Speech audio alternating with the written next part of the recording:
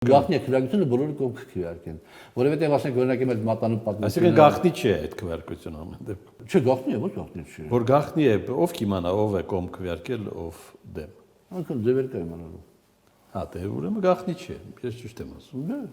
25-ին կլինի այդ նիստը։ Հա, հիմա գիտեք ինչ հետաքրքիր բան կա։ Ինչ հետաքրքիր բան կա։ Ուրեմն տարիքես առաջ այս նոր ներկայացված գործի բանելիս ֆիգուրանտներից մեկը Գոհրանով այ հիմա դատախազը ներկայացրել է։ Պատգամավոր է ձեր խմբի։ Չէ, Գոհրանով մի տիկին ու տարբեր տարիքես առաջ հայտարարեց, որ ինձ 23000 $, տվել շինթույլտվության համար օգնելու համար։ Ցուսմունք է տվել ձեր դեմ։ Չէ, ցուսմունք չի տվել, հենց։ Հա։ Մարդը մեզ սկսել բանանես կոմենկոն, որ 23000 $, տվել, որ ես իրան օգնեմ, բան չեմ արել, փողը հետ չեմ տվել։ Հիմա դա կարող է ցուսմունք դիմել, մի վարքյան։ Էդի տարիքես առաջ։